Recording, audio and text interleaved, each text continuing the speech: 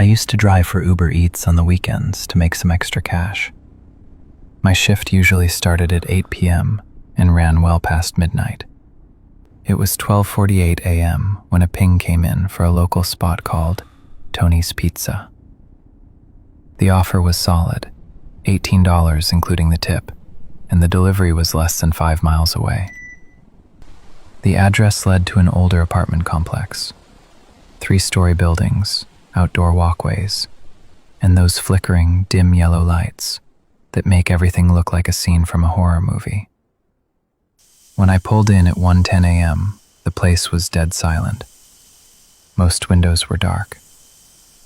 The delivery instructions were simple. Hand it to me. I climbed the stairs to the 3rd floor, apartment 3B. I knocked. No answer. I waited 30 seconds and knocked again. My phone buzzed. A message through the app. Coming down. I stopped knocking and waited. A second later, I heard a door open and heavy footsteps, but not from the unit in front of me. It came from the floor below. I peered over the railing, but the shadows were too thick to see anything. I messaged back. I'm at your door, 3B. The reply was instant. I know, just a minute. That's when the hair on my neck stood up. I was standing inches from the door of 3B, but there was zero sound coming from inside. No TV, no footsteps, no breathing. Just a heavy, hollow silence.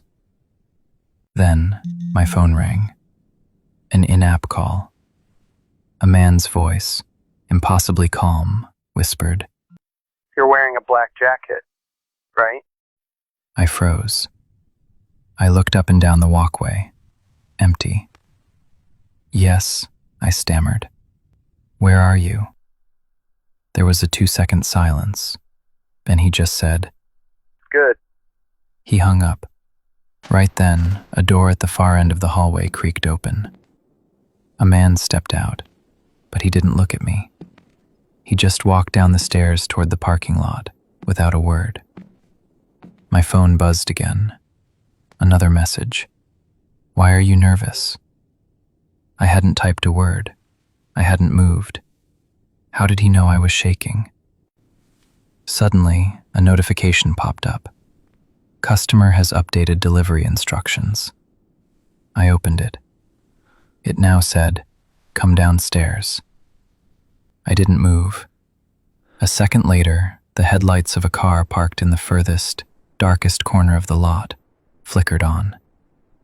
It was aimed directly at the stairs. One last text arrived. I see you. I didn't care about the tip anymore. I dropped the pizza in front of the door, snapped a quick photo, and bolted. I didn't go back down the main stairs. I ran to the opposite side of the building, jumped down the back staircase, and sprinted to my car. As I scrambled inside and locked the doors, I heard a car door slam somewhere nearby. I didn't wait. I floored it. 10 minutes later, the notification came. Order canceled by customer. The next day, I drove back in broad daylight.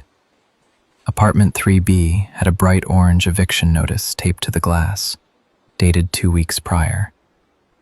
The unit was completely gutted, empty.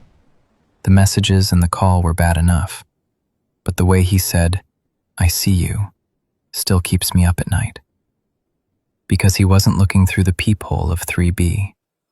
He was watching me from the dark, and I still have no idea which shadow he was hiding in. Every year, my dad, my sister, and I would go out to the same rural house about an hour away from the nearest town. At night, there were no streetlights, no passing cars, just moonlight and trees. The house was old, wood siding, large windows facing a thick forest. The first night we arrived, it was freezing. The wind moved through the trees in long, hollow whistles. The first strange thing I noticed was that the small storage shed next to the house was slightly open, My dad always locked it. He shrugged and said it was probably the wind, then closed it without thinking much of it. Inside, everything looked normal. Nothing was missing, nothing was broken. But something felt off, like the house didn't feel the same as I remembered. That night, I was lying in bed when I heard something faint, a dragging sound. It sounded like something being slowly pulled across the ground beneath my window. I told myself it was just the wood shifting in the cold, but it happened again, 3 times, each time with almost the same rhythm. I got up and pulled the curtain back to look outside. That's when I saw it. Footprints in the mud below my window. The rain had just stopped earlier that evening, which meant they were fresh. I told my dad. He went outside with a flashlight. The prints started at the edge of the woods and led straight to my window. Then they just stopped. They didn't circle back. They didn't continue forward. They just disappeared. My dad said maybe it was an animal, but they didn't look like animal tracks. They were too defined, too deliberate. The second night, we heard the doorknob move, slowly. Once, then again. My dad grabbed a flashlight and opened the door quickly. No one was there. But the ground was muddy, and there was a single footprint right in front of the door. Just one, like someone had been standing there, close, watching. Later that night, I heard something else. Breathing, soft, right outside my window. I froze. I knew it wasn't the wind. I slowly sat up and looked toward the glass. There was a thin layer of fog on the outside, and on it, a half-circle shape, like someone's breath had just pressed against the window. I yanked the curtain open. Nothing, just trees. But they were swaying strangely, even though the air felt still. The next morning, my dad said we were cutting the trip short. Something about it didn't sit right with him. I was the last one to leave the house. Before I closed the door, I looked toward the woods, and that's when I saw it. A figure, standing between the trees, completely still, just watching. I couldn't see a face. The shadows covered it. I blinked, and it was gone. I told myself it was just my imagination. But when we got into the car and my dad turned onto the dirt road, we passed the edge of the forest, and there were footprints walking parallel to the road, keeping pace with us, as if someone had been walking alongside the car until the trees thinned out. We never went back to that house. A few months later, the owner said he decided to sell it. Apparently, other renters had complained about similar things. Footprints, sounds, the feeling of being watched. To this day, I don't know if it was just someone living in the woods or something else entirely. But I know one thing. It never tried to break in. It never tried to hurt us. It just wanted us to know that it was there. I was 16 when I got a job at a local pizza place. After working there for about 6 months, I managed to save up enough to buy a cheap car. I hated not being able to drive myself, but I was excited to start making deliveries instead of working inside the shop all the time. It was a regular weeknight, and I had just gotten in after school around 5 p.m. My shift was until 10:30, and things were pretty quiet. It was busy for the first couple of hours, but by 8 p.m., it abruptly slowed down. There were no deliveries to make, and I was just sitting around waiting.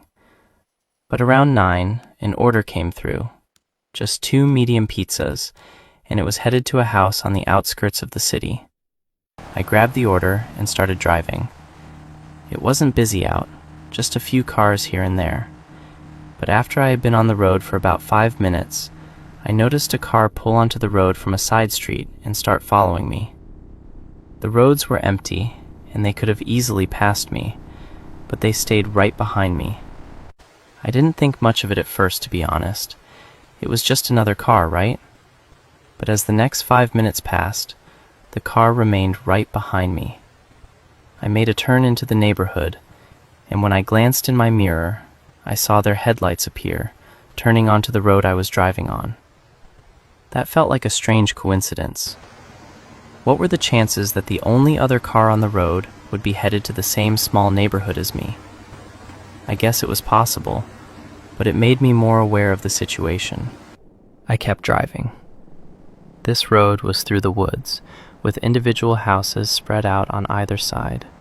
Some were right up against the road, while others had long driveways leading to their homes.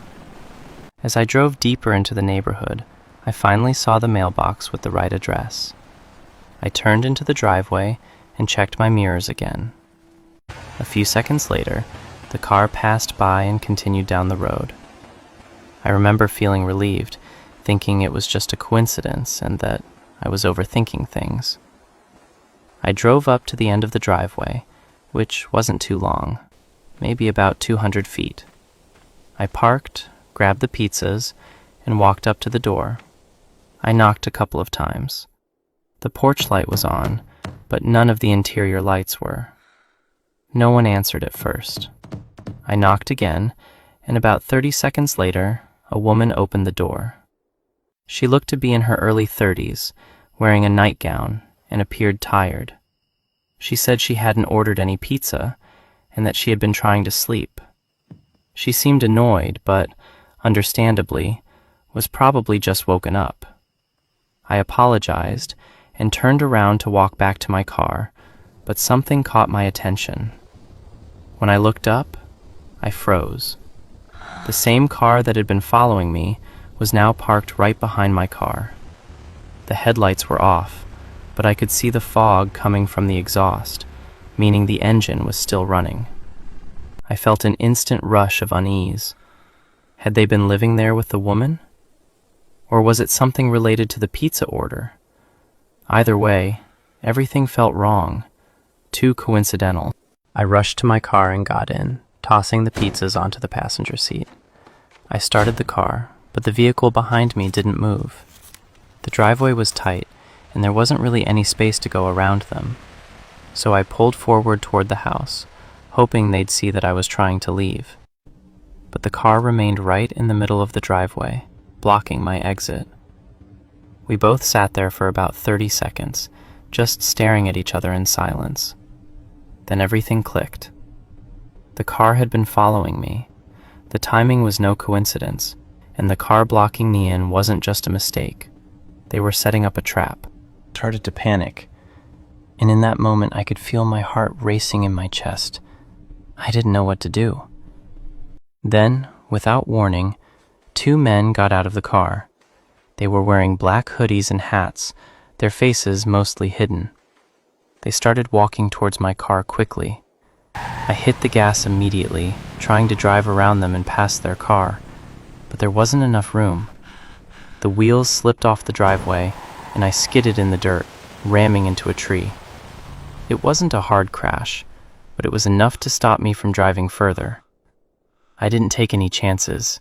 I jumped out of the car and started running. I could hear one of them yelling and chasing after me, but after a few moments, their footsteps faded. I ran through the woods, trying to keep my bearings. Once I was far enough away, I quickly pulled out my phone and called 911. The police arrived, but by the time they got to the scene, the car and the men were gone. My car was never recovered. Later, I learned from the police that this was a common scam. These men used random addresses to lure delivery drivers in, hoping to trap them and steal their cars, or worse. The fact that one of them chased me makes me think they didn't intend to let me go. I got lucky that night. The summer nights in the mountains were quieter than usual. My friend Mark and I decided it was time to try camping in one of the abandoned parks, far away from the usual crowded spots. We had found an old map at a local shop, and we were told that the park used to be full of activity, until it was shut down due to a strange accident that occurred there. Even the trail leading to the site was unmarked in some places, and most of the map was unclear. But we were eager for the adventure, so we decided to go for it. We arrived in the early afternoon and started setting up camp. The park was full of thick bushes and tall trees all around us. The place seemed eerily quiet, almost too quiet. There were old paths, but they were overgrown, showing that the place had been abandoned for years. As we were sorting out our gear, we discovered something odd. Strange marks on the ground, like footprints that didn't belong there. We decided to go for a walk on the trail to see if we could figure out what was going on. Eventually, we made our way to one of the old towers in the park. It looked like it hadn't been used in a long time, but there were signs that someone had been there recently. There were strange things on the ground, like blood-covered handprints, and something about the place just didn't sit right with us. Then, from the distance, we noticed movement between the trees. We barely caught a glimpse of a group of people, maybe 4 or 5 of them, walking slowly through the forest. We were surprised to see anyone else out here, especially since no one was supposed to be at the campsite. From where we stood, we couldn't make out their faces, but we saw their figures moving through the woods. We tried pointing them out to Mark, but by the time he came over to look, they were gone, swallowed up by the forest. We figured we had imagined it and carried on with the day, talking and relaxing as the sun began to set. We built a small campfire and sat around it. The night was calm at first, just the sound of our voices and the crackling of the fire. Then, we heard something else. It was faint, but we both heard it. Voices, multiple voices, talking to each other. We couldn't tell what they were saying or even if they were speaking in our language. The voices came from way out in the trees, and that's what made it even more unsettling. Mark and I didn't know what to do, so we stayed still for a while, listening. The voices didn't move. They stayed in the same spot. Then, without warning, they went silent. The next minute was unnerving. We didn't hear them fade out or leave.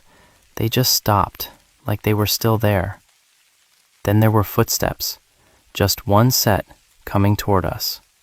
A few seconds later, a man walked out of the dark and into the light of our campfire. He had a distinct red baseball cap. His smile was wide as he approached us. "Do either of you know where the trail is around here?" I pointed ahead and told him where the trail was, but when he didn't move or say anything else, I asked, "Are the others with you?" His face dropped for a moment before he smiled again. He looked back toward where I had been looking and said, "I didn't know there were others out here. I've been hiking alone.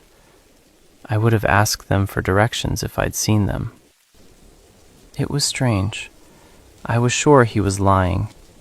He came from the same direction we just heard the voices in. I just nodded, but something felt off. He smiled again and walked back toward the trail. Mark and I exchanged glances. We both knew something wasn't right. There was no way he came from the same direction as the voices and didn't know about them. But why was he lying? Why didn't he want to tell us about the others? We spent the next 30 minutes around the campfire, discussing what was going on. The whole time, I felt like we were being watched. I kept turning around, checking the trees and the trail. Something wasn't right. It didn't help that it was our first time so far out like this, and our nerves were already on edge. "Should we leave?" Mark finally asked, his voice shaky. I thought for a moment. "Yeah, let's go." We started packing, but the feeling only got worse. The more we packed, the more it felt like something was wrong. Just as we threw our bags on our shoulders and stomped out the campfire, a single footstep crunched behind me. We both whipped our heads around. Without the fire, it was pitch black. The woods were eerily silent now. For a moment, I hesitated. I fumbled for my flashlight in my backpack, took it out, and turned it on. There, standing only 10 or 15 feet in front of me, was the same man with the red baseball cap. He was staring at us, his blank expression unsettling. He wore that same wide smile, his eyes cold and lifeless. In a panic, I turned off the light and both of us sprinted toward the trail. Disturbingly, I could hear multiple footsteps behind us, some of them sounding like they were running through the woods beside us. The footsteps faded, but we kept running, desperate. We made it back to the car, out of breath but unharmed. We drove away, shaken but relieved. We still don't know what happened that night. Who was out there? Why were they hiding? It's been a long time since, but I don't think I'll ever go camping again. My uncle offered me his house while he vacationed in Europe. It felt like freedom handed to me. My aunt and cousin left first. He stayed behind. Said he had business. When he finished up, he handed me the keys. A few weeks alone, that was the deal. He knew I wanted to live alone. I thought this was my first real step. No friends, no hanging out in the yard. He was very specific.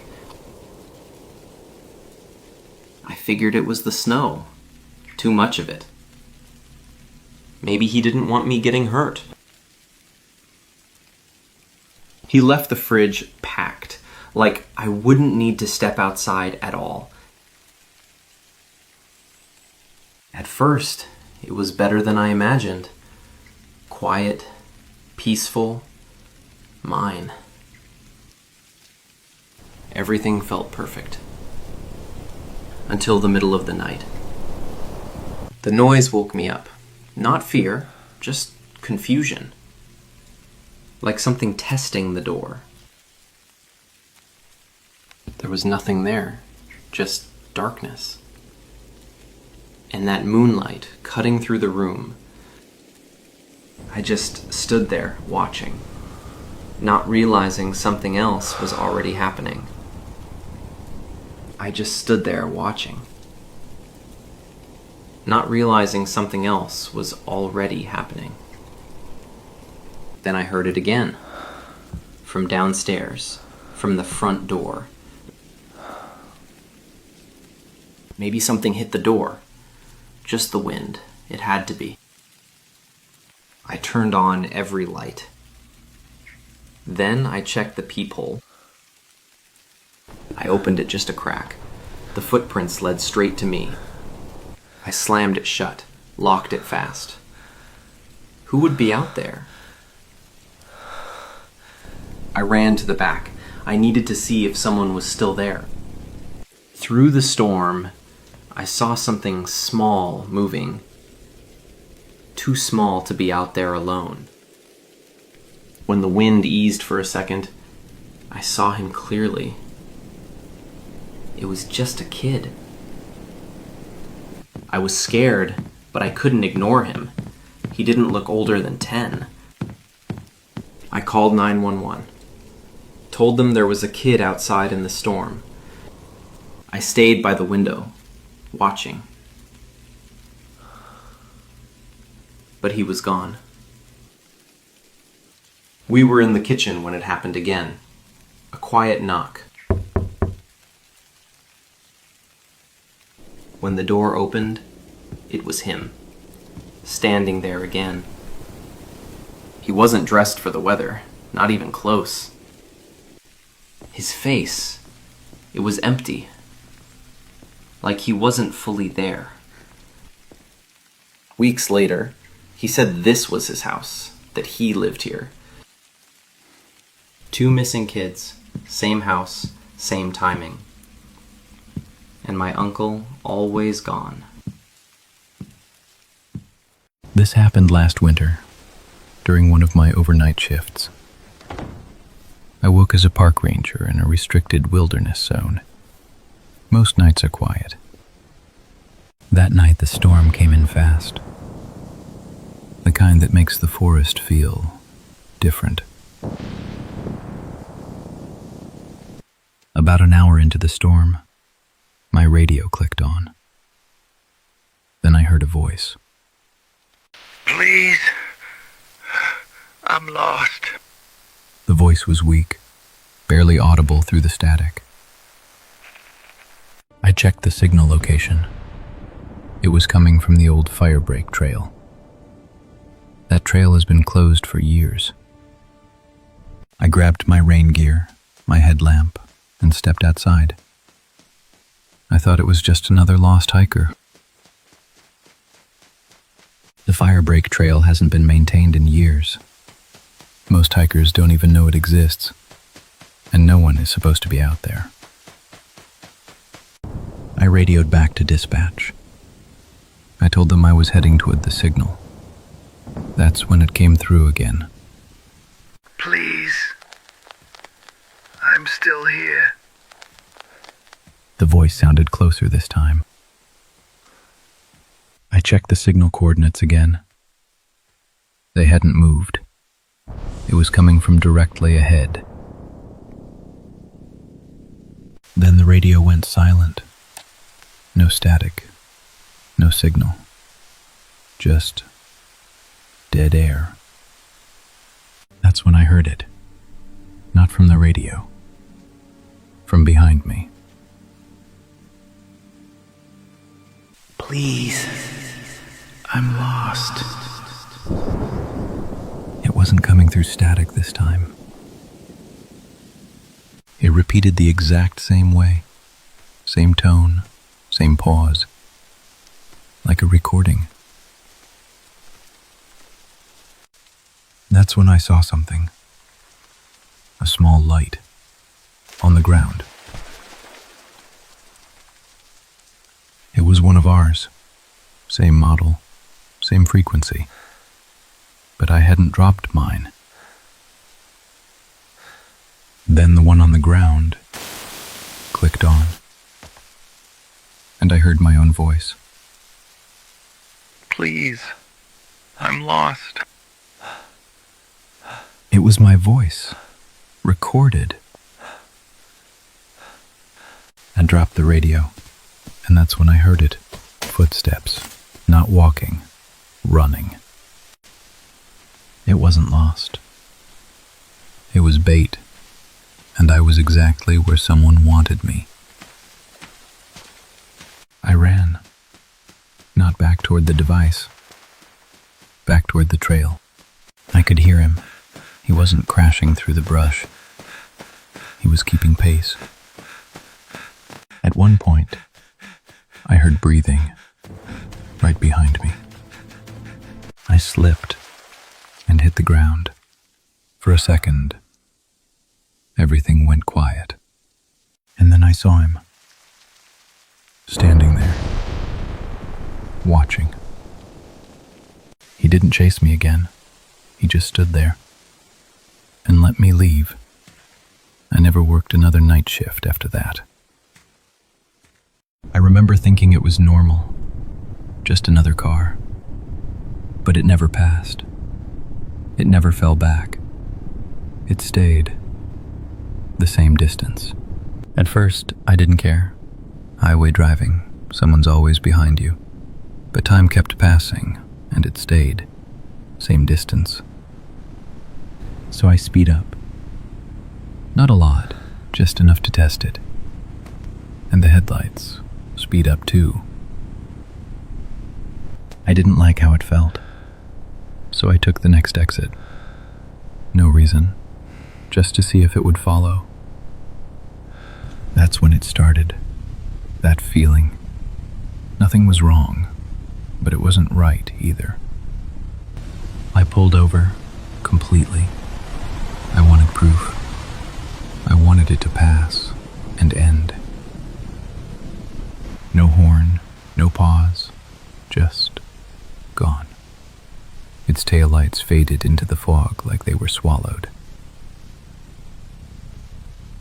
I sat there, a full minute, hands locked on the wheel, telling myself I was fine, telling myself it was nothing. Then I drove again, because stopping felt worse, because sitting still felt like inviting something closer. 5 minutes later, I reached a small intersection, and on the corner, an old gas station. All the lights were off. No cars, no people. Just that building, sitting in the fog. I didn't plan to stop. I just wanted the highway again. So I started to turn around, nice and slow. And then I saw it.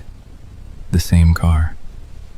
Parked beside the building, lights off, like it had been there the whole time. I froze. I couldn't see anyone inside. The windows were too dark, but I could feel it, like someone was looking back. Then, its headlights turned on, all at once, bright, pointed straight at me. That was it. I didn't wait.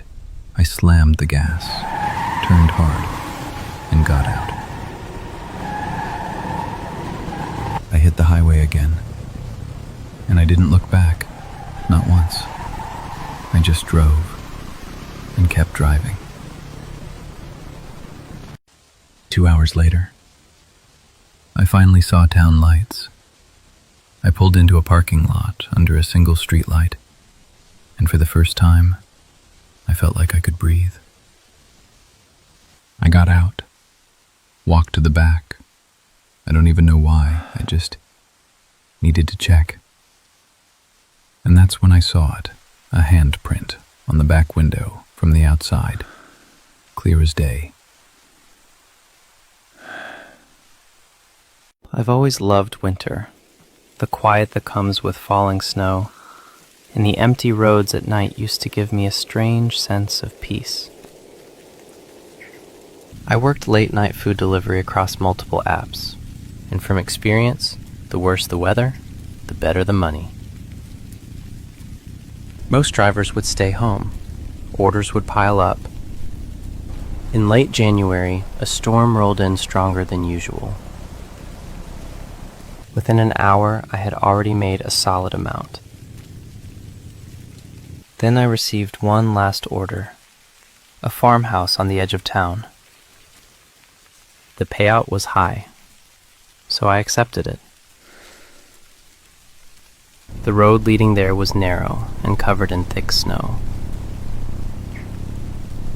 Visibility was nearly gone.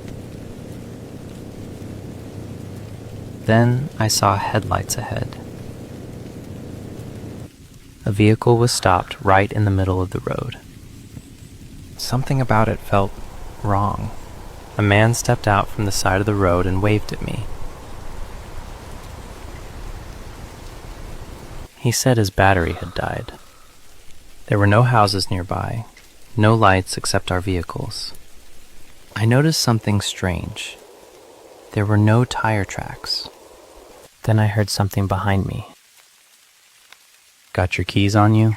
he asked calmly. That was the moment everything clicked.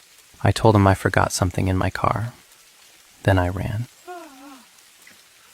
I heard heavy footsteps behind me, closer than I expected. I jumped inside and locked the doors. One of them reached me.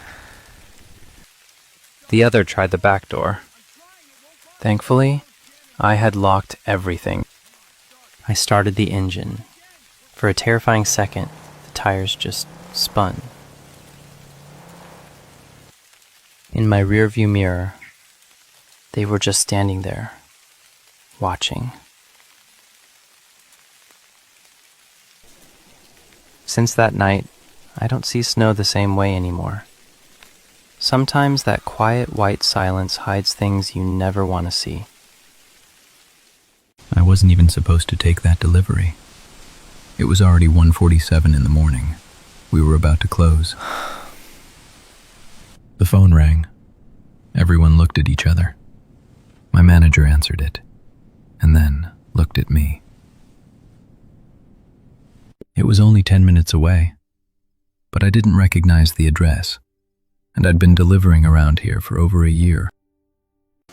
The GPS told me to turn onto a narrow gravel driveway. There was no mailbox, no visible house from the road. Finally, I saw it. An old house. No lights on, not a single one. When I stepped out of the car, I noticed something.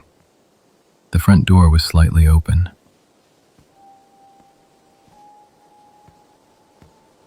I knocked, no answer. I knocked again. That's when I heard it, breathing, right behind the door. "Delivery," I said. Then I heard a whisper. "Come in." "I can't enter the house. I need you to come to the door." "Just put it on the table inside," the voice said. That's when I became aware of something else. How far I was from the road. How nobody would hear anything out here. "I'm leaving it on the porch." No response. The breathing stopped.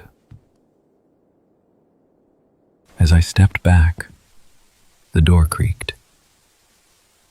It opened a little more. I didn't wait. I turned and walked fast. Then I started running. I got in the car, locked the doors, and drove. Halfway down the driveway, I looked in the rearview mirror, and I saw something. It wasn't on the porch. It wasn't at the door. It was standing at the edge of the trees. When I got back to the shop, my manager looked confused. That house was foreclosed last year. No one lives there. My manager asked what took so long. I told him the house felt wrong. He looked at the receipt. Then his expression changed. That property was foreclosed last year. No one lives there. We tried calling the number. It was disconnected. Cash payment. I never went back. And they don't take deliveries after 1:30 anymore. But sometimes